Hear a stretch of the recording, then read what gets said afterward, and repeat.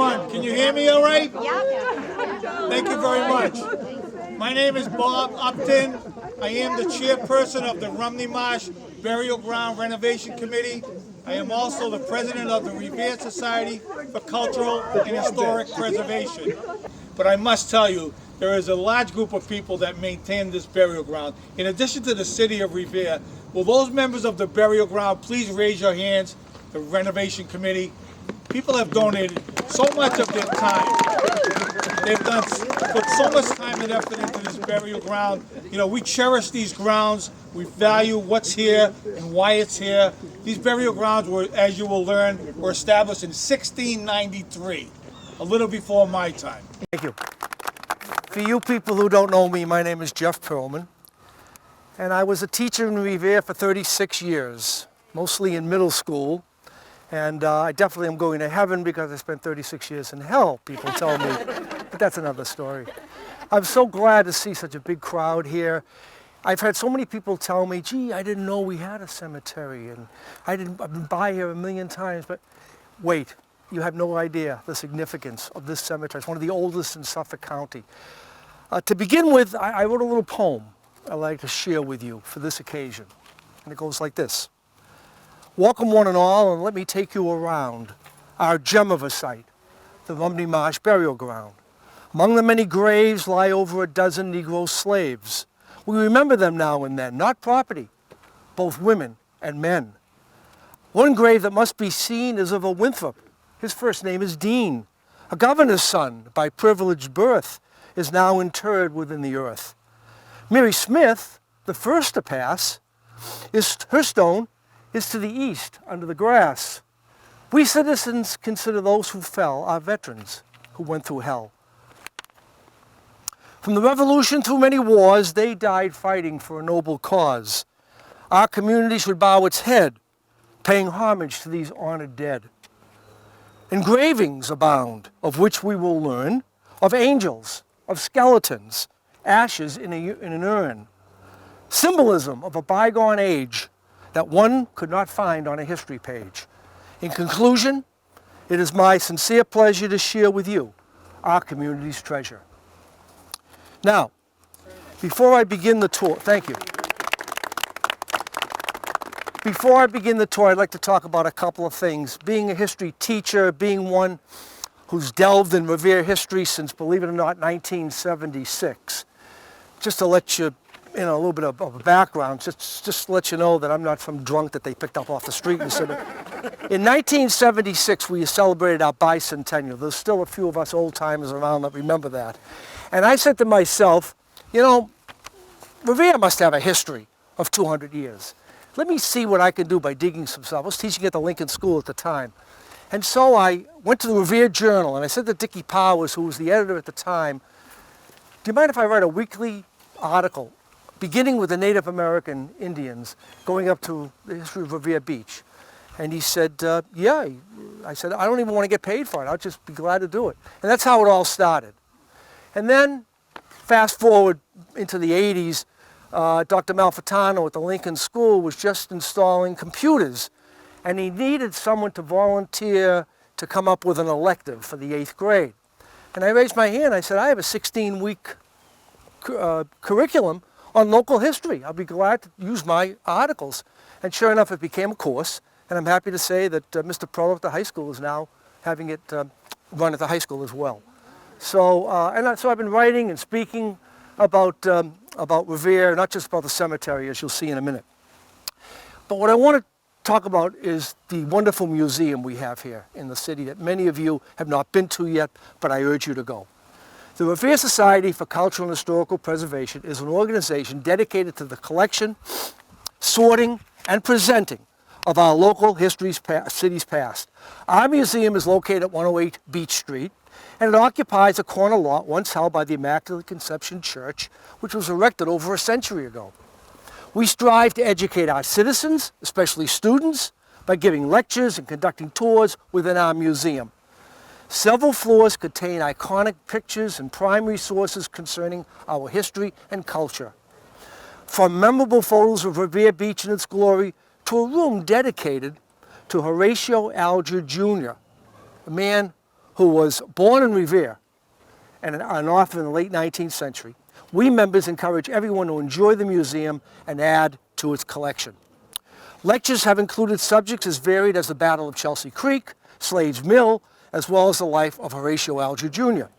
From Peter Macaulay's collection, we hold precious photographs and relics from Revere Beach's heyday, going back to the 19th century. Our museum is in walking distance to the Rumney Marsh Burial Ground and one of the oldest cemeteries in Suffolk County. In conclusion, our museum is a treasure chest of what makes Revere a great city in terms of history and a starting point for those who want to explore our unique urban gems more closely. Now, as I mentioned, as a historian, and I hear people talk about Revere, all they want to talk about is the beach. They have no idea about other historic and cultural sites that we have here in Revere. And I try to educate them about what a unique city this is. There are many sites of historic and cultural significance within walking distance from our museum. Slade's Mill is located on Chelsea Creek. You've all been by it a million times on the Parkway. Originally built in the 18th century by Thomas Pratt, it served as a tidewater mill, not a running water mill like you usually see, but a tidewater mill where the water is captured inside and runs a large stone that crushes grain. Well, it was a process for grinding grain such as wheat into flour for the neighbors of Chelsea and other products that were sold locally. In the early 19th century, Henry Slade, S-L-A-D-E, and his two sons, David and Levi, renovated the mill, and they imported spices from around the world, from Sumatra, Ceylon, which is now Sri Lanka, and the East Indies. They imported cinnamon, pepper, even ginger that were imported into Slade's mill. On the first floor of the old mill today, you can go in and still see some of the pictures and machinery from those days. Another site is our City Hall. People don't realize how historic City Hall is. Rebuilt in the late 19th century after a fire destroyed the original town hall, its architecture is quite interesting. Inside the council chambers, there are two historic pictures of Paul Revere's ride in 1775. What is unique about one of the pictures is that it shows the patriot, Paul Revere, being captured by the British before he completed his ride. Also, there's a skylight above the pictures, and the skylight has the words of Henry Wordsworth Longfellow's famous poem, Paul Revere's Ride, which begins, of course, "Listen, my children, and you shall hear." Our local library is also an historic site in our city. It was a gift from the philanthropist Andrew Carnegie. In the late 19th century, when the town hall was burned, it was a loss not only to the town, but our library was within that building, and many books were destroyed when that conflagration took place.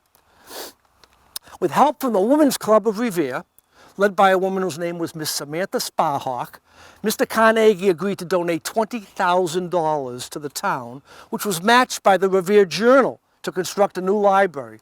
If you look at the library today, you'll see above the front entrance the words, "A gift from Andrew Carnegie," and in Roman numerals, the date 1902. Finally, the first naval battle in American history took place on Chelsea Creek in May of 1775. Troops from Massachusetts, New Hampshire, and Connecticut jointly halted a British warship, the Diana, from sailing down Chelsea Creek from Boston to damage our town. The Diana lay stranded at low tide, and patriots went out and burned the vessel as the redcoats escaped any way they could on that night. Today, near the skating rink, is a monument dedicated to this episode in our colonial history.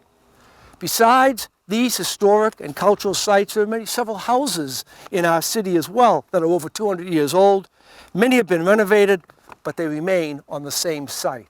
May I just add, the Battle of Chelsea Creek on May 27, 1775 was not only the first naval battle in American history, not only the first battle in which cannon was used in American history, but also the first battle in which more than one colony contributed troops. It was a joint effort from Massachusetts, Connecticut, and New Hampshire. They all sent troops to jointly fight in that particular battle, Battle of Chelsea Creek. So that is kind of a preface to what I want to do on this tour of this wonderful cemetery today. Okay? So, let me, first of all, draw your attention to this stone right here, and let me read to you what it says and then digress a little bit. This land first belonged to a fellow by the name of Samuel Cole and was known as the Cole Farm. Originally, when the allotments were given in the 17th century, there were 7 large farms that made up what was known as Rumney Marsh. Cole was one of those farmers, and the Cole Farm was one of the largest. In 1654, the land was sold to a William Hasey, and it remained in the Hasey family's hands for a long time, and they're buried right here on this site. The family sold its interest in the land to Joshua Cheever in 1740. Now, follow me. By agreement between the town and Joshua Cheever, dated March 7, 1743, the town voted to accept this land for a burying ground. Joshua Cheever will permanently deeded this site to the town for a burial ground in December of 1751. As a side note, Joshua Cheever's father was Thomas Cheever.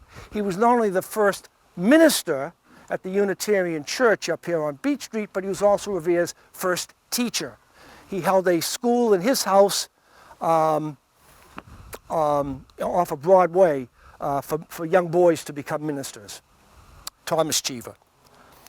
The first recorded burial on this site, as I mentioned in the poem, occurred on February 6, 1693, with the interment of Mary Smith, wife of John Smith, an early tenant farmer of Winter. Now, obviously, you might ask yourself, how could she be buried here when the land wasn't granted until 1743?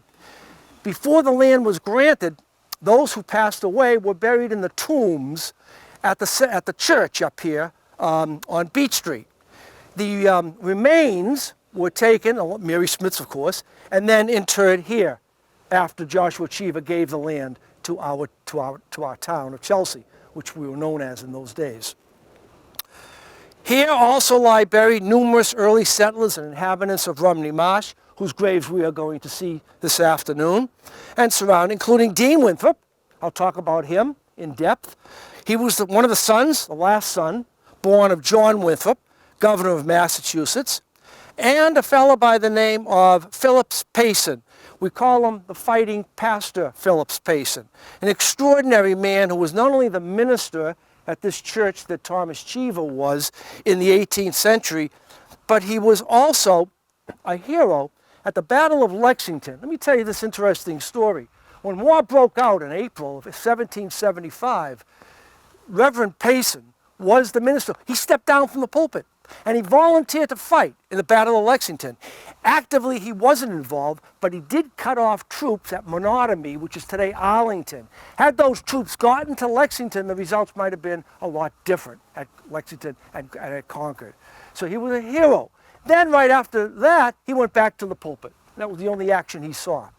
Another thing about Reverend Payson that I want to bring to your attention that I thought was phenomenal, and that is that when the United States Constitution was written in 1787, as many of you know, before it could be put into effect, it had to be ratified by the states. So each state held a convention in their capital.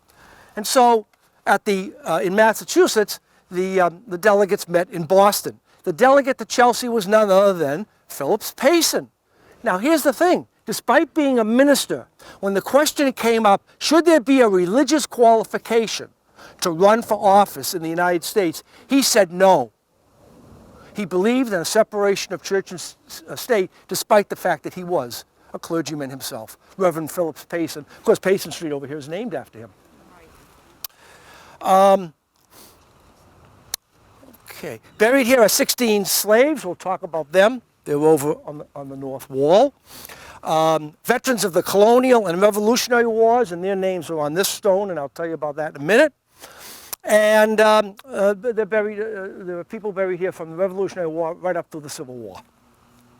The last recorded burial, and we'll see this when we view the Civil War dead, the last recorded burial on this site occurred in 1929. The fellow's name was Louis Bullard, B-U-L-L-A-R-D, and he was in the infantry, who died April 1st, 1929. And of course, this wonderful cemetery, along with Slade's Mill, are on the National Register of Historic Places. Okay? So, Let's begin by looking at this stone right here. I know it's hard to see because it's dark, but in your own time you can look at it. This is a list of some of the veterans who are interred here. Some of our own citizens from Chelsea, North Chelsea, and Revere. So, beginning way back in 1675 in the colonial wars, all the way up through the Civil War. One particular name I want you to note when you come by here is that of a Revolutionary War veteran by the name of Job Warrow, W-O-R-R-O-W. Job Warrow happened to be a black man. He is buried here. And next to his name, to show you about the different times that we live in today, is the name colored next to his name, to show you the prejudice, the bias of the time. Job Warrow. Also Samuel Sprague. Samuel Sprague, as Brendan mentioned, is a local hero. He was in his 60s when the Revolutionary War broke out, but he gathered together a group of troops from Chelsea, our town, and he participated in several battles during the early years of the American Revolution. Samuel Sprague. Okay, let's continue. Let's take a walk around. The Rumney Marsh Burial Ground contains a wealth of 18th century gravestones that display high artistry and craftsmanship. They illustrate the changing local and regional tastes throughout the evolution of both epitaphs and iconography in the colonial period. The various symbols on the gravestones illustrate how our early ancestors prayed, how they worked, and how they envisioned the hereafter. Whether these symbols are in Spanish caves or here in our local cemetery, both historians and artists consider them important. Due to the 17th century strict Puritan religious beliefs, the death's head, the skeleton, was an early motif. Life was short, death was powerful. The winged death head depicts the soul's voyage through death. With the decline of Orthodox Puritanism in the 18th century came the winged angel motif. It represented man's immortal side and suggests life rather than death and the joy of resurrection. With 19th century utilitarianism, the urn and willow became a popular motif. The urn represents the remains of human life, and the willow represents mourning of the loss of earthly life and the joy of celestial life. Other symbols could be the draping pillars or arches representing the gateway to heaven. One more symbol was that of the rising and setting sun. It could represent the end of earthly life or the beginning of heavenly life. This to me is a remarkable stone because it's one of the unique features we have here. It's the stone of Dean Winthrop, son of the Massachusetts Bay Colony's first governor. At the age of 25, he married Sarah Glover. They had 9 children. Dean's wife, Sarah, passed away in 1684 at the age of 55. In that same year, at age 61, Dean Winthrop married Martha Mellows. She was the widow of Captain John Mellows of Boston. Dean also owned 3 slaves, all of African origin. They're mentioned in his will of 1702. Maria, Primus, and a child named Robin. Dean died on March 16, 1704, just a week before his 81st birthday, in Pullen Point, which is today Winthrop, Massachusetts. He was buried on March 20th here in our local cemetery. Samuel Sewell, a name you might know.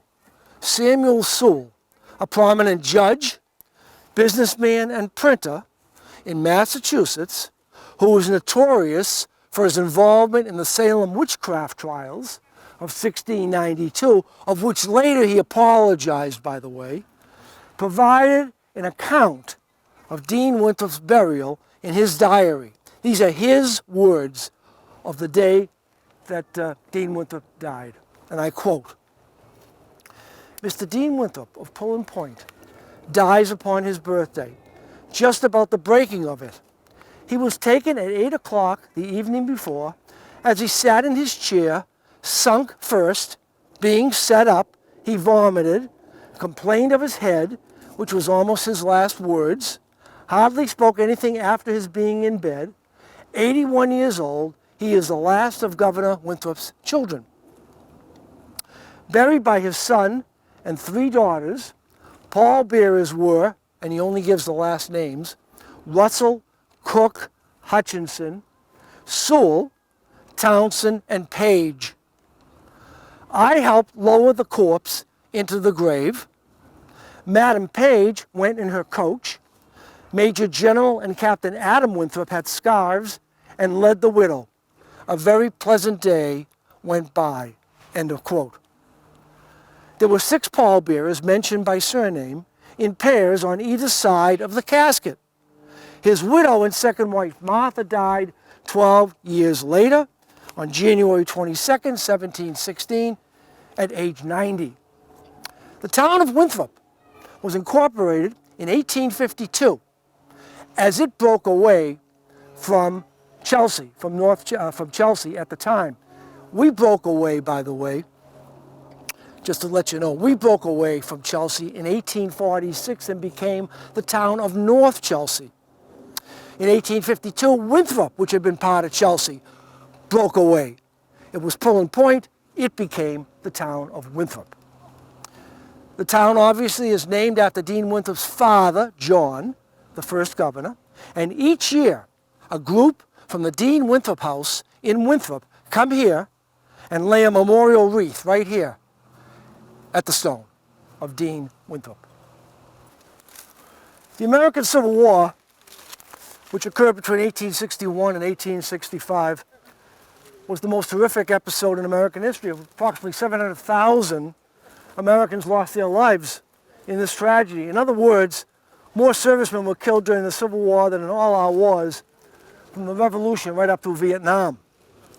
Revere back then was known as North Chelsea during this period, and hundreds of our citizens volunteered to fight to preserve the Union.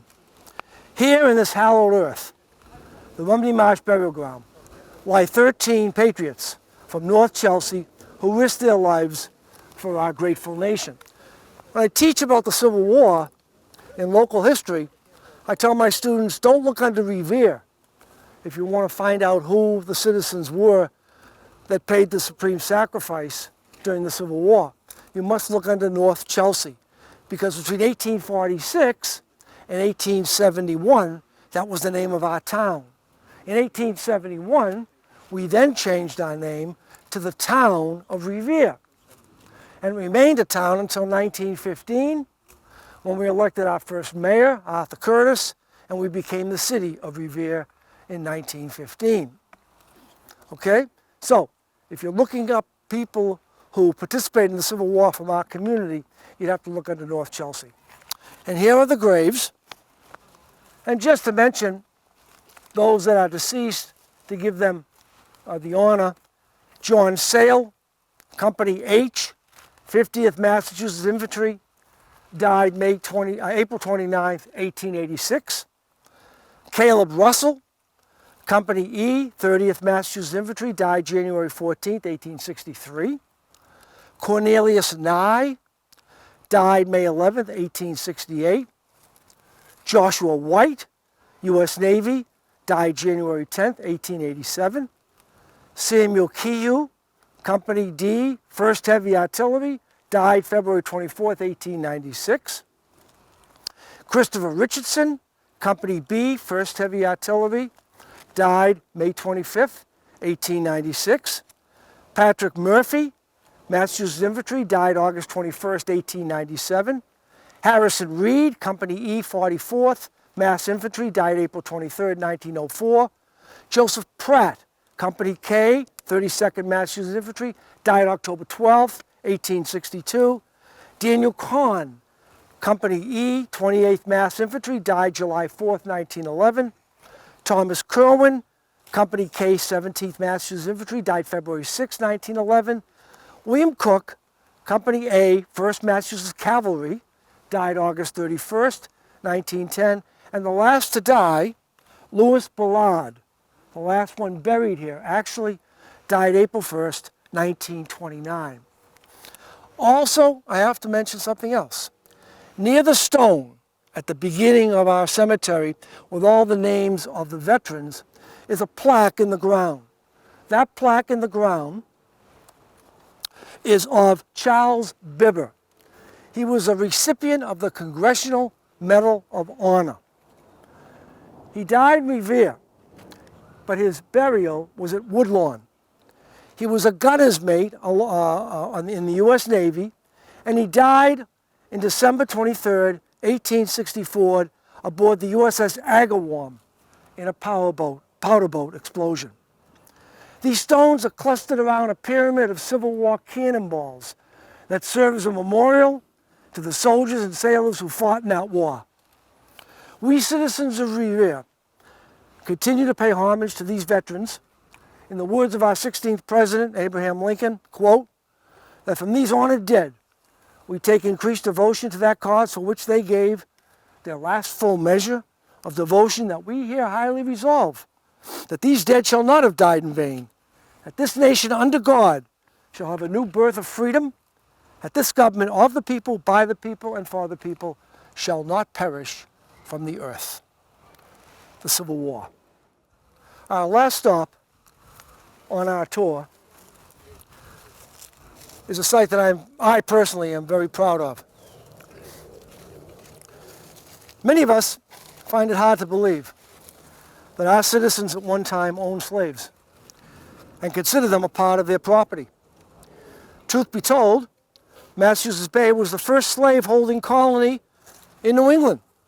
Samuel Maverick, who lived on Noddle's Island, which is today East Boston, owned slaves as early as 1624. In 1638, a slave ship called the Desire brought slaves from Barbados who had been exchanged for Pequot Indians who were captured.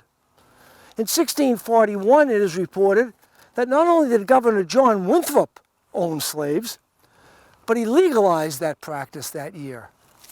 Throughout the 18th century, Boston merchants and ship owners, Peter Faneuil, John Hancock, for two, right off the top of my head, they traded and made a fortune in the buying and selling of human beings. From Africa and the West Indies, they eventually brought them back here to New England.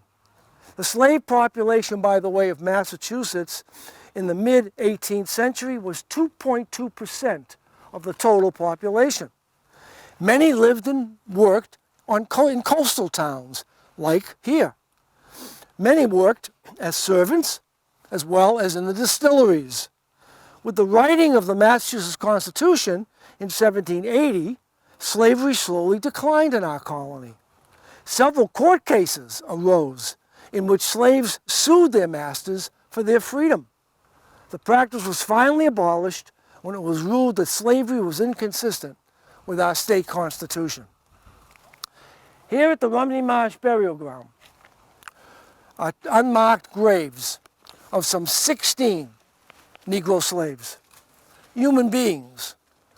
In 2013, the committee came up with the idea of commemorating the 150th anniversary of the Emancipation Proclamation by erecting two signs, two plaques, denoting the names, the ages, and the owners of those Negro slaves. In my research, I found the names as well as who owned them. It is vitally important that we never forget that here in our community, the peculiar institution, as historian Kenneth Stamp referred to slavery, actually existed. If you come over here, I'll read the names of the slaves, how old they were, and who their owners were. Jack, son of Samuel Pratt, from the Pratt family. I mentioned earlier, Lieutenant Thomas Pratt built Slade's, eventually which became Slade's Mill. He died at age 100. Fortune, Negro man, died September 30th. They don't know his age. Simpson Bassett, a free Negro, died April 12, 1826, age 86. Parker Bassett, black boy, drowned in one of the clay pits, age 9. Miss Ann Bassett, age unknown. Job Worrell, who I talked about as a veteran of the Revolutionary War, along with his wife Betty, who was 86 when she passed. And on this plaque are the other African-American slaves buried here. Charity, slave of Nathaniel Oliver, died January 13, 1760, age 23. Judith, slave of Captain Oliver, died March 18, 1760. Priscilla, slave of Samuel Floyd, age 54, died September 19, 1774. Mark, a slave of William Oliver, died February 12, 1777, 28 years old. James, a Negro man, died at 78 on April 3, 1778. Margaret, just as a Negro woman, died June 30th, 1784 at 84. Peg, slave of Samuel Sprague, again, Revolutionary War soldier from Chelsea, age unknown, died in March of 1791. And another slave of Samuel Sprague, Caesar, died in December of 1803, age 100. Again, these men and women are buried in unmarked graves, but we know where they were buried from Shirtliff's book about the history of Revere and other books that I've looked up. They're buried around the north wall, and that's why we decided to put these plaques near this wall, because somewhere interred within this earth are these men and women. That, ladies and gentlemen, ends the tour. I just want to say thanks to the entire committee for allowing me to give this wonderful tour, to the citizens of Revere and those interested in the cemetery. It is my one wish and one wish only that the people who leave here appreciate our history's past, as well as the fact that they've learned at least one thing they didn't know before they came to our Rumney Marsh Burial Ground. Thank you once again.